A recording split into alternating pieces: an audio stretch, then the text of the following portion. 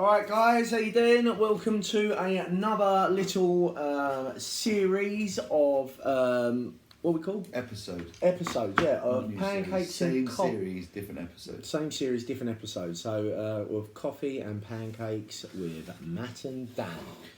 So, we've got a bit of coffee that's been brought by Matt, which is, what is it?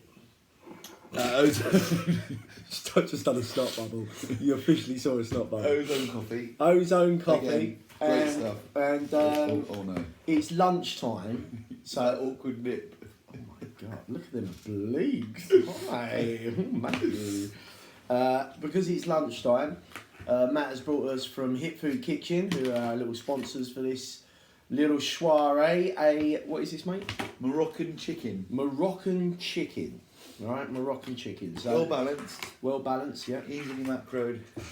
On the, just there. There we go. Alright, so what we're going to talk about is working your ticket at a CrossFit Box. So we're going to do this over 2 stages. The first stage I want to talk about is finding a box and also your first year at a box, what you should expect. Alright, so if I said to you, go and find a box for your, let's say you had a sister, your niece, what would you look for to get her what you would feel would be the best box possible? Well, you see Google, obviously. You go, Google, find me CrossFit boxes. Yeah, mate, CrossFit me, right. But what I find difficult is the fact that you can see, like, there's so many different CrossFit boxes where you can see really good Instagram. So you see, like, loads of people there. But I think that there's always a clear definition of a good CrossFit box when they're not just a bunch of lads that are like got loads of abs and big fucking muscles and all this, that and the other. Yeah. Where we got the, like, if you go on our Instagram, you see that there's a community of like loads of different levels, right? No, I'm with you. Yeah, 100%. If you've got now don't get me wrong, this might be what you're looking for, right? But let's say Lizzie wants to go and find herself a CrossFit Box. Last thing that she wants to see is Keith's abs out, ripped hands, and a fucking bandana around his head. That's not what you're looking for. What you want to look for is what are the coaches advertising on their Instagram. All right. So there's a couple of things that I would look for. Are they advertising a community, right? Because community is only built by and stays as long as results are being achieved. All right, and community is a fucking hard thing to build. It's really hard. When we first started out, we made some mistakes when we first started, especially when Gemma first started. And as we've grown, we've learned a lot. And our principles are no fucking egos, no fucking clicks. The second that there's any sign of it, which we've not been in that situation, but if there is, they're out. It's a non-negotiable. There is no clicks. Now we don't have to do anything. The members just have that. Especially people that have been here for 2 years, the new people that come in, they welcome everyone. Like, if someone's not walking up to you and saying, hi, how are you? It's very fucking American when you first walk into a CrossFit. A good CrossFit box should be like, you're like a moth to a fucking bulb. Like, oh, you're new, hi. You know, that's how it should be, right? So that's definitely one thing that you're looking for. But I think you've done, so just from when I've come in, I've been here, 6 months now, 7 months, something like that. And when I first kind of started here, I came from a different background where it was all about, PBs and being the best in the box and this, that and the other. But from my transition here, the value that actually brings is uncomparable to the value, to the actual financial implications that you get from it. Do you know what I mean? Yeah, and I bet we hit bigger PBs in your average box, and I'll tell you why. Percentage-wise, 100%. Yeah, because the people fucking next to you want you to be doing well. That's a big fucking difference. You always know that guy that actually doesn't want you to get that fucking lift. Yeah. And we don't have any of them in here. Or actually doesn't want you to get that PB. Or, yeah, you're the new guy in and suddenly you're fucking hitting a massive, really good form, not even massive, but good form squat. It really sticks out. So, but what you should be going is go and do fucking free trials. Like, don't just go to one box. Go to all different boxes. But go to Orange Theories, go to fucking Pure Gyms, go figure out what it is that you're looking for, because you're looking for a journey, right, to do some sort of form of fitness. I mean, if some fucking guy's doing squatting jeans next to you, then don't fucking go to that place. Do you see what I mean? Like Pure Gym or something like that. It's got his concepts, but it works. So, on your free trial, what you should definitely be looking for is someone correcting your movement when you do a workout, or are they just trying to show you how fucking great they are by getting you out of breath? All right. Have you learned something? This was what Gemma always taught me. When someone fucking leaves on that free trial, even if you've never seen them again, because our ethos here at Aphobus, all is different, and every coach lives the same rule, we change fucking lives, right? That's the rule. We change lives. How can we change your life? Now, even if that means you're on a free trial with me and I change the way you fucking squat, then one day you might need to get off the shitter and I've improved the way that you get off of it. I don't know. But if you've taken something from that session... That's a life. There's a fucking life lesson somewhere there. We should stick that in a book somewhere. But if I've changed something, then we've made an impact. And that's what these people should be looking to do as well. But I think that's something we've hit on before, is the fact of when people sit down, they've got to take the appreciation. You sat down like this for years. Yeah. So you sat down with that chest going forward and dropping down. And your knees coming forward. Yeah, but what is interesting when you actually learn how to squat and everything else, and when you become a CrossFitter, you just sit back down and you're sitting in that position. So it's difficult to out-train something you've done continually badly. Fucking 100%. And then coming in, but it's having that appreciation as well, right? Okay, you're in your box, you found your box, alright, you've done your fundamentals, have blown you away, it's been fucking amazing. Just talk through the first fucking year. Yeah. Because that is one intimidation sessions. Mate, it's so fucking... it's a roller coaster ride, especially when you first CrossFit, right? So what we do here, and this is just what we do, we got Remy, you'll see Remy here coming out of this, but basically what we do is on your first classes with us, Remy's with you, right? So he's basically your blanket, and he's walking around and he's showing you where everything is. He gets you at the ball beforehand, talks you through the ball, just so when everyone's talking to the ball, you should get it from the coach, but he just double checks that you've got it. So you feel comfortable your whole way through. So but here's the thing as well, if you've got a good coach and a good CrossFit box, you should be able to just walk straight in, stand at that board after the fundamentals, and be a little bit nervous, because every fucking one is, and you've got these preconceptions of what things are, but you should be able to, if he's a good fucking coach, straight away go, I know what I'm doing. Mm-hmm. I know what I'm doing. That's how we do it. Oh yes! Do it! Yes! Get it out! You used to walk around and be like, yeah. You were from Devon. How's that in Devon? Devon said, bro. Where from? Hello, bro. So, all right. So then what you want to do is you want to embrace scaling, right? Massively, hugely embrace scaling, right? What I mean by that is when people squat here, especially 9 out of 10 people that first start in this gym, they're squatting to a ball, so they understand depth, right? Or there's a certain place where they break, which means they come forward, their ankles get tight. 100% we put that ball under their bum. Sometimes when I first started, right, and I've got a background of training. When I first started in this CrossFit box, Gemma had me on 2 fucking plates and a ball, right? I would have loved to have been there. Do you know how long she kept me on that fucking ball for? Mate, I had that fucker for a year. That was 2 plates and a ball. It was basically a fucking push press. I was doing a push press. But now my squat, I mean, I've got an insane squat. I'm 83 kilos. I fucking squat probably a 210 for one. I've got 200 for 2, which is like, proportionally that's insane. Before I was half of that, and then you say, all right, well that comes down to experience. Man, I was 33 back then. I'm 36 now. When I first started here, I was 33. So now I'm 36, getting older, but I'm lifting double the amount of what I was lifting, and my form is on point. I mean, it's definitely there, right? So. Well, it has to be able to lift those numbers, right? 100%. But here's the thing: you should embrace scaling. It will. What you do at the beginning, George Corey, the best fucking example of it. I always talk about George Corey. Like, he came in, he was so fucking excitable, cocking out. He's like, yeah, I want to do everything. I want to do everything. I'm like, bro, this Not can't. sure Can we, fuck yeah. Well, it's Matt and Dan. It's not really. Let me just hide the logo. So he's like, fuck, I want to do everything. I want to do everything. And mate, after a year of us scaling him, I wouldn't let him Olympic lift for like 4 or 5 months. He was squatting to a ball. Mate, for a year, I wouldn't let him do anything. He'd done the fucking open. His mate started at the same time. The place that he went to taught him Olympic lift on the fucking fundamentals, right, on their first session. By the way, if someone's teaching you Olympic lifting on your first fundamentals, walk the fuck out the door. Because if you should overhead squat before you can even squat, you're mad. That's putting a bar over here. Don't even, walk straight out. But he waited. He smashed his mate in the open. Just by being patient. Yeah, just by being fucking patient.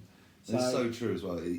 For me, like with PTs and stuff like that, I'm bringing people back away from a barbell just into 2 unilateral working kettlebells and pushing them into that position. And already, they're coming in knowing their depth, knowing their range of motion, and which is so good from a PT perspective, because you go, well, how can we improve your squat? And instead of having to spend, you spend money with me for me to teach you how far to go down, that ball, because they've been there for 6, 8, 10 months, they've already got that appreciation. Do you know what I mean? 100%. 100%. And then you get to the point, this is when you know you've scaled, right? When you get to the point where the coach says to you, right, let's take that ball away, and you go, what? And it seems like a fucking mile, right? They've taken a ball from this big, we might even shrink it to that big. That little size there seems like a mile drop. And that means they're doing it right. That means you're scaling it right. Do not rush your first year. If you rush your first year, you are going to get fundamental problems, issues. Make it right at the beginning and it will be outstanding at the end. Get your gymnastics right. But what would you say about what's your views on mobility? All right, Remy? This is Remy. This is our apprentice. Give it a little wave. Look at that. Look at that, lady. Oh, it's that awkward wave. Yeah, It's like a looky man, wasn't it? You want hats? You want glasses? Got glasses, friend. Oh, you want good watch? Just want good copy. Give me a moment to wake up. Then Mobility is all about just slowing stuff down all the time, because people are just so quick when you say, especially in the CrossFit Box, and you say not for time, people freak out. I had a workout today which was not for time, and Steve Allen, who's like, I've known this guy 15 years, like one of my best pals, he just went like, what do you mean? I'm like, well, it's for quality, not for time. How long is it? It's 10 minutes. So got to get it done within 10 minutes. Yeah, but it's for quality. I don't get it. It's not what I signed up for. When you're doing mobility, figure out if you really want to. People come to CrossFit for all different reasons, but the majority of people that I get turned up now, which is different from 3-5 years ago, where everyone wanted to fucking go to the games. No one wants to go to the games anymore. No one gives a fuck about the games. Majority of people that we get that come in here, they do give a fuck about the games. I know you went, but like from our view of that come in this CrossFit box, I fucking love the games. But the people that come in this box just want to be fitter than they've ever been. But most importantly, they want to move right. My fucking average person in here is well in their 35s. So like they want to be able to move. There's nothing wrong with being that old. It's a 30. great age. Great. I am you become 36. such a better human when you go like 36. above 30. 30, 34 I think is great such age. a cock at 29. Yeah. I was such a prick. Such a prick. No repercussions, no nothing. Yeah. Oh my god, I cringed. So good. So bad. So, but my face has gone like a ball sack. Well, that's my nickname. Scrotal, I call you scrotal sack. Whenever I call Matt every day, scrotal sack. But mobility, absolute game changer. So I got hit by a bus when I was like in my 20s, and I didn't realise what it done was it completely took my mobility out of the game. And if you leave your ego at the door, and it's the mobility is harder than training, and you're putting yourselves in them positions. Like when Matt first come in, I was like, mate, I need help with my overhead squat. At the time, we were all doing mad hours. So I was like, Matt, whenever you got a chance. And he literally had me overhead, and I was squatting to a box. I got members walking in, and I was squatting just this with the bar over my head. But my overhead squat just went through the fucking roof because I just persevered with it, He was getting me in the most uncomfortable positions. So you should 100% be asking your coaches, where am I weak? Why can't I move? Why are my ankles doing this? Why are my hips doing this? If you've got a good coach, they should be able to tell you why you're coming forward, and fucking persevere with it. Just keep doing that mobility work. Yeah. 100%. But also as a human being, or you're a great example because of the fact of you're so strong in different areas. But then when it comes to like that mobility stuff, you've got the respect for it. you did that animal flow for ages, didn't you? Oh, animal flow's amazing. In here on your Todd, like flow. jumping around like a gorilla. Like a gorilla. It's fucking amazing. Literally came in Who one doesn't day want to and be a you're fucking... You're climbing up the bars like a monkey. Who doesn't want to be a silverback when they're fucking... But I'll do that shit naked. That was proper fucking primal, down dirty, like trying to be a monkey and shit. It was really... Creeping around the gym. Yeah. It got a bit weird when I was going next door and stuff. But, but it is, it's that respect of, you know, yes, you are strong. Yes, you can do this stuff. But could you be better? Strip it back. Yeah. So 6 months to a year, look to go RX, right? Yeah. So now what you do is you take your workouts which are scaled and you start to do RX. Biggest head fuck of your life, right? Because suddenly, again, George Corey, I got him to do that workout 2 days ago, and he's now starting to do stuff RX. RX means as prescribed. So any CrossFit box you go to, they should have 2 workouts. They should have, say for example, power cleans, which is Olympic lifting, and then the scaled version of power cleans is going to be something like kettlebell swings, right? So anyone can kettlebell swing. Not everyone can power clean. So you get the scaled version. Now you've learned your Olympic lifting. Now you want to have a look at going RX, right? So again, it just takes you back to the beginning because suddenly you were like swinging this 16 kettlebell or an 8 kettlebell. It's flying up and down. Suddenly that's now a 24 and a 16. So then you go RX, but then the RX for you could be the power clean, but then you take down the weight. 100%. Then you start to scale with volume. Yeah, and that's the beauty of what we do. Like as coaches, what do? We either scale the movement, we take down the volume, we take down the mass. It's really simple how we scale accordingly to make it work for you. But then look to go RX and work on your gymnastics and go from there. To work your ticket, if you are working your ticket. Can you just explain to people what that means? Okay, working your ticket.